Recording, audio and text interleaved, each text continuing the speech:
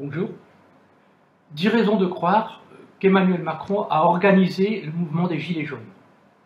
Oui, alors la première raison, ce sont les causes du mouvement. La cause du mouvement, c'est l'augmentation du prix du gasoil. Alors, pour un chef d'État, augmenter le prix du gasoil au moment d'une augmentation des cours du pétrole, il faut le faire quand même. Ces gens-là ont des conseillers quand même. Ils ne peuvent pas faire ce genre d'erreur. Pour moi, ça n'est pas une erreur. Ça n'a pas été fait par hasard. C'est Macron qui a déclenché le mouvement des Gilets jaunes. Alors, moi, je suis interpellé un petit peu par les similitudes avec les révolutions colorées. Alors, les révolutions colorées, oui, on voit bien que le mouvement des Gilets jaunes, c'est une révolution colorée. La révolution colorée sur un modèle américain.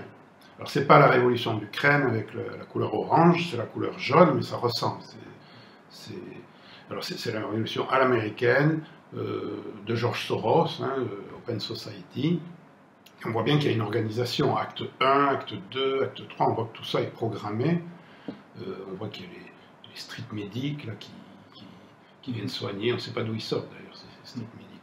Bon, tout ça, on voit bien qu'il y a une organisation qui est nouvelle à l'américaine.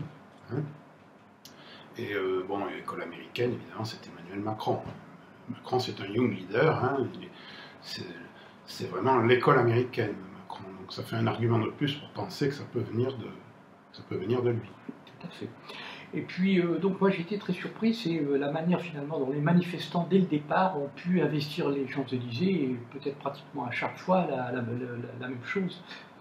Oui, alors là, moi j'ai déjà fait des manifestations à Paris, je peux vous dire que les Champs-Élysées, vous n'y entrez pas comme ça, il y a des cordons de CRS, c'est zone interdite les Champs-Élysées. Aucune manifestation ne rentre sur les Champs-Élysées, c'est surréaliste. Je veux dire, je crois que la seule manifestation qui a pénétré sur les Champs-Élysées, je crois que c'est celle de mai 68 pour De Gaulle, en faveur de De Gaulle. Mais de mémoire, je ne crois pas qu'aucune autre manifestation n'est rentrée sur les Champs-Élysées. Alors que là, on a bien vu qu'on a laissé les manifestants rentrer dès la première manifestation.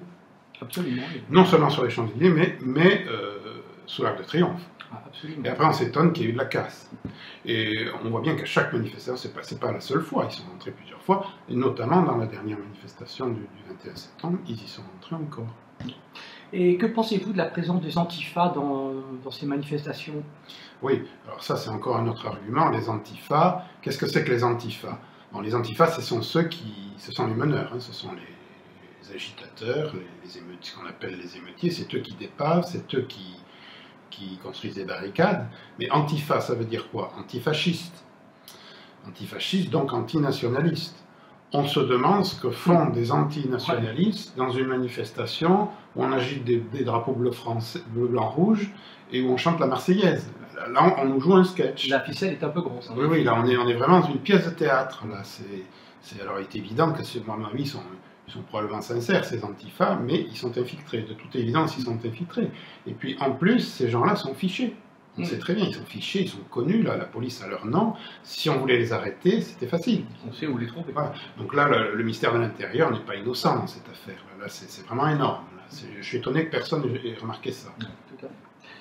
Alors moi, il y a également quelque chose qui me surprend, c'est, je dirais, pratiquement la provocation d'Emmanuel Macron. On a l'impression qu'à chaque fois que le mouvement va se tasser, va se tarir, eh bien, Emmanuel Macron lance une nouvelle provocation. Je ne sais pas si vous avez ce même sentiment. Oui. Macron n'a pas du tout le comportement de quelqu'un qui veut que ça s'arrête. Je veux dire, à chaque fois que le mouvement commence à se relâcher, aussitôt, on a une nouvelle provocation d'Emmanuel Macron. On ne les compte plus, les provocations d'Emmanuel Macron. Ça n'arrête pas. Il y en a encore une. Ils ont arrêté Éric Drouet. Je ne sais plus combien de fois a été arrêté Éric Drouet.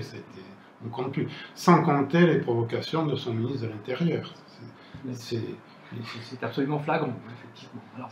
Et puis alors, pour conforter cette idée, c'est que les médias, dès le départ, se sont emparés de ce mouvement, et puis ça tournait en boucle, pratiquement jusqu'au début de l'été, oui. Et puis c'est reparti en septembre. Oui. C'est surtout le début. On a voulu nous faire croire que ce mouvement des Gilets jaunes a été médiatisé par Internet. Ça n'est pas vrai. Ce sont les médias traditionnels qui les ont médiatisés. Les Gilets jaunes ont été invités sur tous les plateaux, dès le début, avant même les premières manifestations. C'est la télé. Ils étaient sur tous les plateaux. Tout à fait. Et donc, je veux dire, si Macron ne voulait pas que ce mouvement lui explose, ils n'auraient pas invité sur tous les plateaux télé, c'est évident. Absolument, ça paraît évident. Ça paraît évident. Alors, je ne sais pas si vous avez vu les dernières vidéos, là, qui sont pour moi des vidéos de propagande. C'est vraiment du travail de professionnel. On n'a pas du tout l'impression que ce sont des vidéos qui émanent des Gilets jaunes. Oui, c'est surtout lors de la dernière manifestation, il y a 3 ou 4 vidéos qui ont tourné. Mais là, on voit vraiment que c'est des vidéos pour inciter les gens à venir à cette manifestation. C'est vraiment des vidéos qui ont été faites par des professionnels. On voit qu'il y a une musique de fond guerrière qui est entraînante, et en plus des images chocs qui sont diffusées avec des gros plans chocs sur des images violentes, et des slogans, des slogans chocs qui sont grossis. Et on voit que c'est du travail de professionnels. C'est pas des vidéos qui ont été faites par les Gilets jaunes. C'est évident. C'est évident. Moi, je pense que c'est des sociétés publicitaires qui les ont faites. C'est probablement les mêmes qui ont fait la campagne d'Emmanuel Macron. On ne sait rien. C'est du travail très professionnel. C'est vraiment du travail de professionnel. Et vraiment, si Macron avait voulu les bloquer, les aurait bloqués. On les a vus diffuser. Absolument. Là, je prends tout le monde à témoin. Tout le monde les a vus, ces vidéos. Alors, eh bien, on peut se demander pourquoi, finalement, tout ça. Pourquoi Alors, pourquoi, à mon avis, le premier argument, il faut se mettre à la place de Macron. Macron a un programme, il fait voter, chaque jour, il fait voter des lois inégalitaires qui appauvrissent les pauvres et qui enrichissent les riches, donc qui augmentent les inégalités sociales. Il a un programme, c'est très agressif pour la France, ce programme. Dans un pays, c'est très dangereux ce qu'il fait, c'est très très dangereux.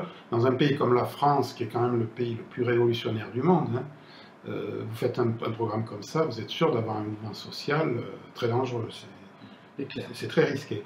Donc, quel est le meilleur moyen, si vous savez qu'un mouvement social va éclater, le meilleur moyen d'éviter qu'il vous écrase, c'est de l'organiser vous-même.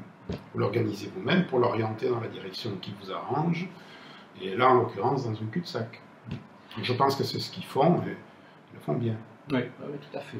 Et puis, effectivement, aussi évoquer les lois antisociales, liberticides ou mesures liberticides. Oui, alors ça, c'est la deuxième raison, se créer un État policier. Ça peut être un mobile pour Macron, d'encourager la révolution des Gilets jaunes.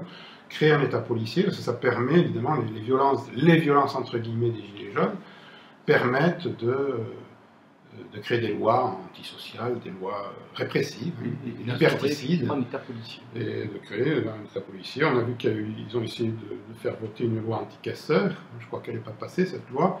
Et puis je crois qu'il y a eu aussi un projet sur une loi, un fichier de gilets jaunes. Oui, notamment un fichier des gilets jaunes qui ont été blessés au cours de la manifestation. Ça peut être un mobile aussi. Oui, tout à fait. Tout à fait. Voilà. Et puis, enfin, est-ce qu'il n'y aurait pas aussi un intérêt politique, finalement, pour Emmanuel Macron? Oui, alors ça, à mon avis, c'est le but final. L'intérêt politique, on a bien vu à quoi aboutit la révolution des Gilets jaunes. Tous les partis sont laminés. Les dernières élections, c'était ça. Tous les partis sont laminés, il ne reste plus que deux partis en France, le parti d'Emmanuel Macron et le parti de Marine Le Pen. Donc, je veux dire, Macron assure sa réélection. Le mouvement des Gilets jaunes assure la réélection de Macron. Là, il faut reconnaître que c'est fort, parce qu'il fallait le prévoir, ça. C'est fort. Moi, je pense qu'ils ont des très bons conseillers, ils sont très forts. C'est très très bien joué. Très bien joué, en effet. Et bien voilà, et si vous pensez que nous sommes dans le vrai, eh bien partagez cette vidéo, partagez-la de manière importante et massive. Au revoir.